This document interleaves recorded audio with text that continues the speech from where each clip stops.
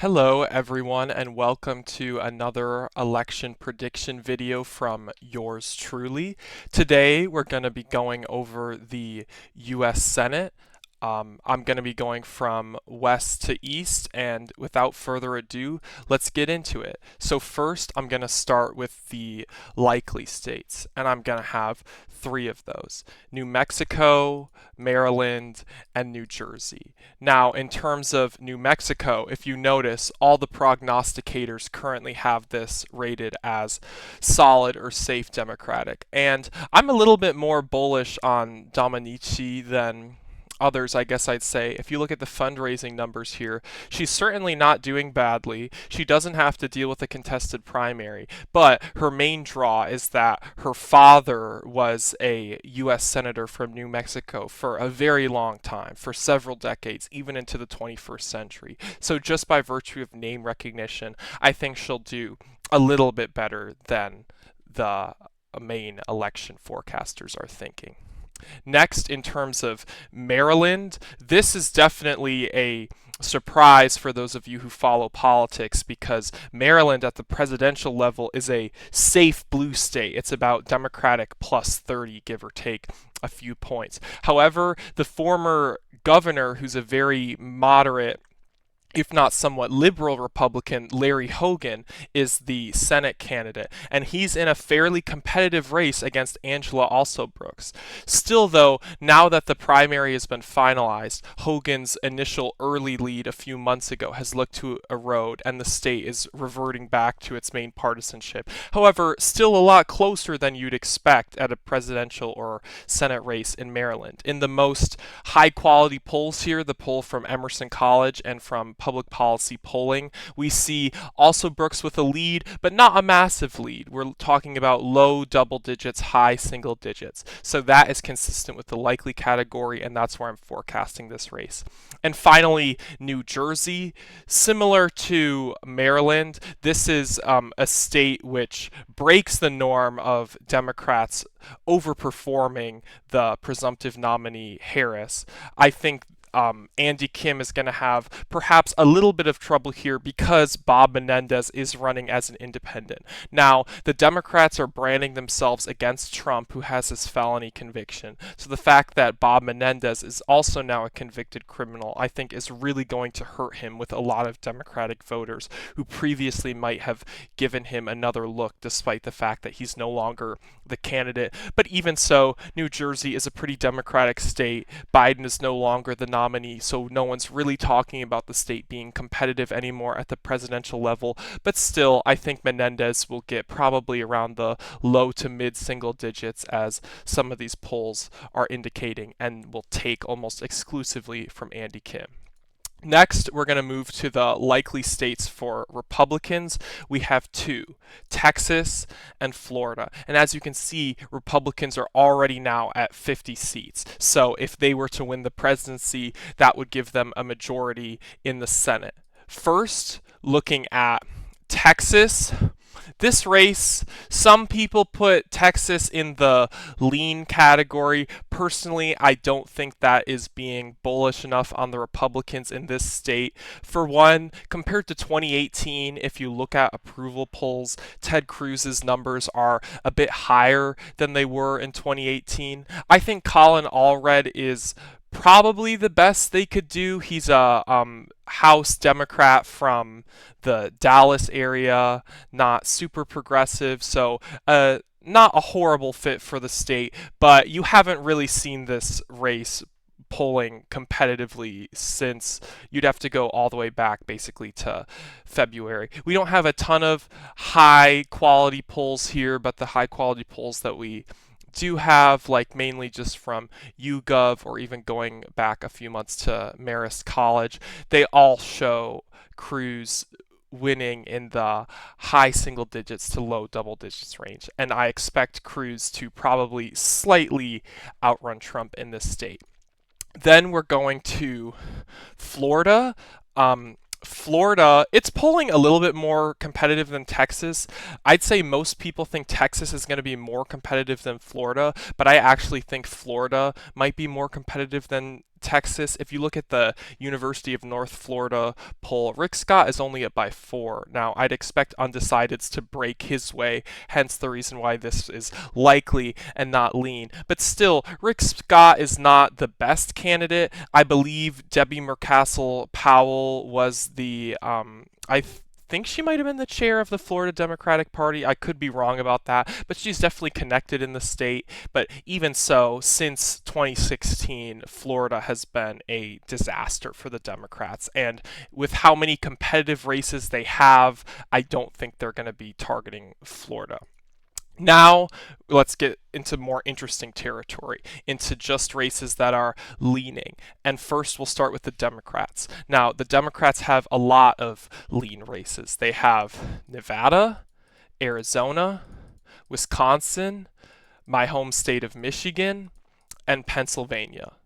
So first, let's start with Nevada.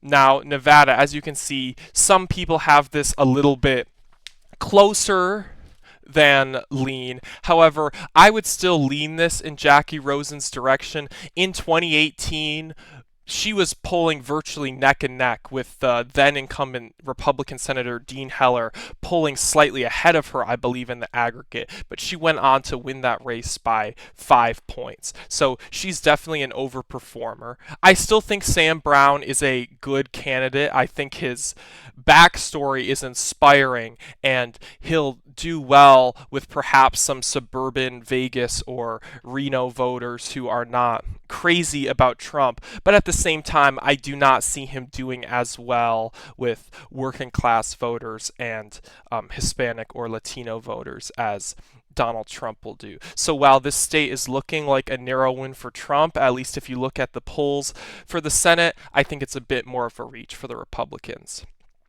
Up next, we have Arizona. Now, this is really the only race where the nominee is actually a little bit in doubt. In terms of these competitive races, Arizona, Wisconsin, and Michigan still have not had their primary, but their primaries, but the presumptive nominee is pretty clear. However, the recent polling which has come out has actually shown Kari Lake only polling within 11 points of her challenger, Mark Lamb, in the primary. So if he were to somehow win, I actually do think this race would move into the toss-up category. But Kari Lake is a candidate who I just think is, in one word, toxic. I think she's toxic to Arizona voters. We saw her lose that incredibly winnable gubernatorial race against Katie Hobbs in 2022, who is a horrible candidate who barely campaigned, who is, as J.D. Vance would say, one of those cat ladies. But even so, she still managed to lose, and she just has not gotten more popular. Her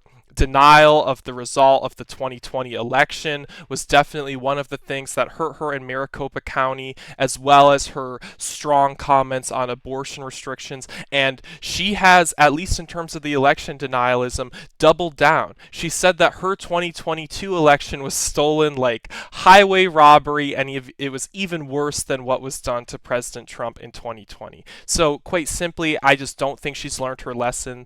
I don't think Ruben Gallego is that great of a candidate, to be honest. I think Mark Kelly is a far stronger candidate than him. I think he's a bit too progressive to be a good fit for the state of Arizona. But simply because Kari Lake is such a horrible candidate, I see Ruben Gallego doing fairly comfortably in this race. Up next, we have Wisconsin, and Wisconsin has Tammy Baldwin, the incumbent senator. She did quite well in 2018. She won by over 10 points. This time, it's looking a bit closer. Eric Hovde, the Republican nominee, he's not great, but he does have one big advantage, which is that he's a self-funder. Tammy Baldwin has a ton of cash on hand, $10 million, but Hovde, partially from fundraising on his own, as you can see, he self-funded $8 million. He has $5 million cash on hand. I don't think money matters as much as some people do in federal elections. I think it's much more important on the state and local level, but money still matters, and the fact that Hovde is able to be at least competitive with Baldwin in terms of spending, I think will make this race a bit closer than it was in 2018. However, Baldwin is definitely still the favorite in terms of high quality polling. Both Emerson and YouGov have her up by mid single digits, and for the foreseeable future, that's how I expect this race to turn out. Up next, we have Michigan. The presumptive nominees in this case are Alyssa Slotkin and Mike Rogers. Slotkin, she gets a lot of hate from young online progressives because of her past in national security, but I think she's a pretty good candidate for the state. She comes across as moderate. She has represented competitive suburban areas in Oakland County, Ingham County, and Livingston County. She promotes herself as bipartisan, and just in general, Michigan has a baked-in Democratic advantage, so it's hard for a Republican to win. Now, I don't think Mike Rogers is completely out of it. He hasn't been involved in politics in the Trump era until now, and he has leaned in heavily to former President Trump, getting his endorsement, securing his spot at the primary, but even so, he has a bit of a suburban image. I think you could see him doing better in suburban areas of the state, like Oakland County and Kent County, but in terms of rural margins and in Detroit, I think Slotkin will probably outrun Harris, and since Michigan at the federal level is already seeming like a pure toss-up, maybe slightly leaning in the Democrats' direction at this point with Harris's current momentum, I think Slotkin will outperform Harris. So for that reason, I'm putting this in the lean D seat.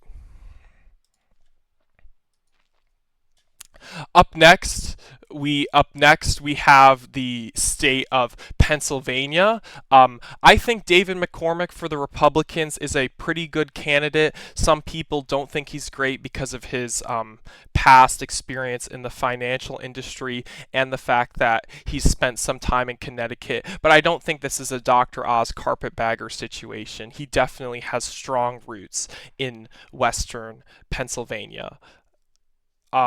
Bob Casey, though, is still a very strong incumbent. Out of all the lean Democratic races, this is the race that I'm the most confident in. In 2018, Bob Casey won by an absolute blowout. It was well into the double digits, even though his candidate wasn't that bad. However, now he has to run in a presidential year instead of a midterm year. And Trump has its slightly within the margin of error, but in the average, he definitely still has a lead in whatever polling aggregate you look at in Pennsylvania. So it's not going to be an easy race for Bob Casey. Like Eric Hovde, David McCormick is also a self-funder. He self-funded $4 million, but he's raised a ton of money, so he seems to be an even more effective candidate than Eric Hovde, and that's good for the Republicans because Bob Casey seems to be even harder to unseat than Tammy Baldwin. But even so, if you look at all the polling here, Bob Casey is still winning outside of the margin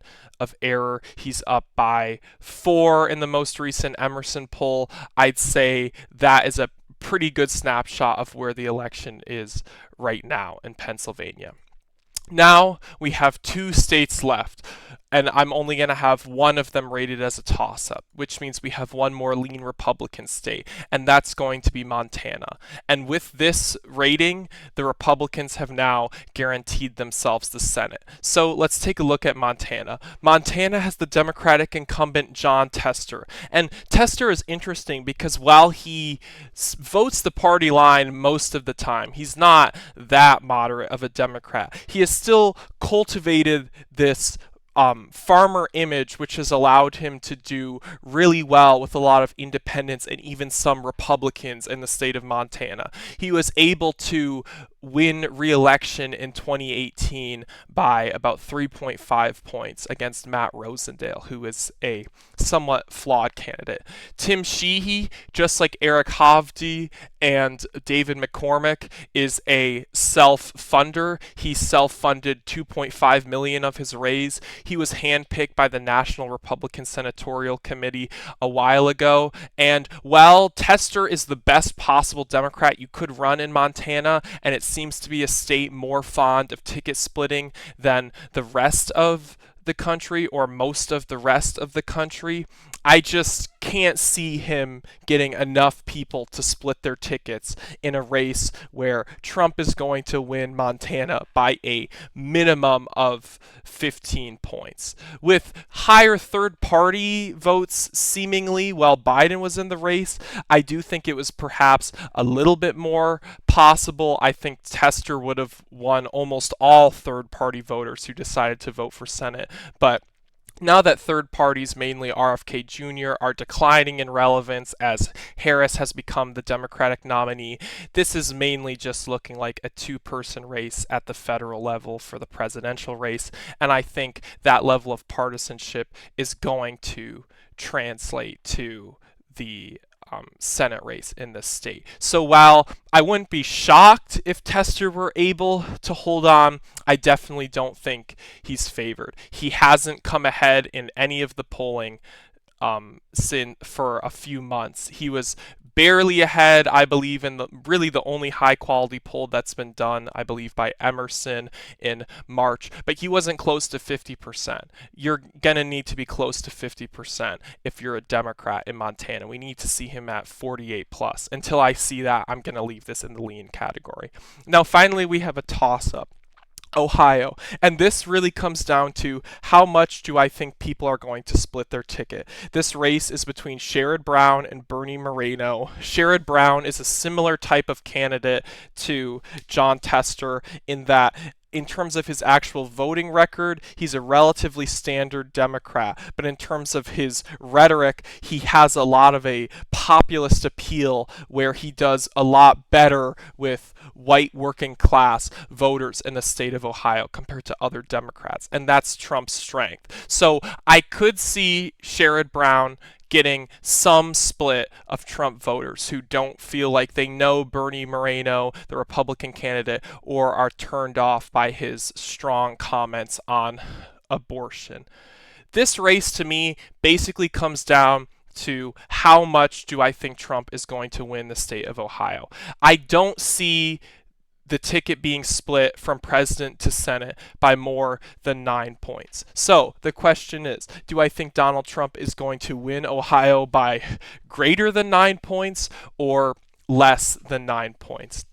And at the current time, I'm going to stick with the incumbent. I think Sherrod Brown, by maybe a couple hundred or a few thousand votes, will just barely hang on. I think he'll overperform in the northeastern portion of the state and stave off Republican gains there. And I also think he'll overperform in suburban and urban areas in Columbus and Cincinnati and Dayton. All of the above. I just think Sherrod Brown is a very strong candidate for the state of Ohio. We saw even in a favorable Republican year like 2022, J.D. Vance only beat Tim Ryan by 6 points. Tim Ryan was a pretty good candidate, but Sherrod Brown is a lot better of a candidate than him, and Bernie Moreno is an even worse candidate than J.D. Vance. So right now, I'd expect Trump to win Ohio by a very similar margin than he did last time, 8 or 9 points. I'm not nearly as bullish on Ohio for the Republicans as other people are. Some people seem to think it's a given that Trump is going to win this by double digits. To be honest, at the federal level, I think Republicans have pretty much maxed out what they can get in Ohio. I don't think people should underestimate how blue Columbus is, and I think Cincinnati definitely has room to get bluer. So a state like Iowa, that's a state where I see the Republicans having a lot more upside. But Ohio, I think they've reached close to their ceiling. And perhaps if they had a better candidate like Matt Dolan, they'd be favored in this forecast. In fact, I'll say it, they would be favored in this forecast. But I just don't trust Moreno to get it over the line. And with that, you have my Senate prediction. I think the Republicans will narrowly take it 51-49. And while Republicans can be happy that they have a majority, this is quite a disappointing showing for them. Ohio should not be a toss up at this point. Ohio should be leaning red. States like Arizona, Nevada, Michigan, those should all be toss up states. The fact that Democrats have such a difficult map and are only going to lose a couple seats shows the resiliency of their candidates, and that the Republicans might still have some of the same problems as they had in 2022. But that's where I'll leave it for now. Thanks for tuning in to Roman election forecasting. I'll get some new stuff out to you soon. Please leave me any requests and don't forget to like and subscribe. Thank you.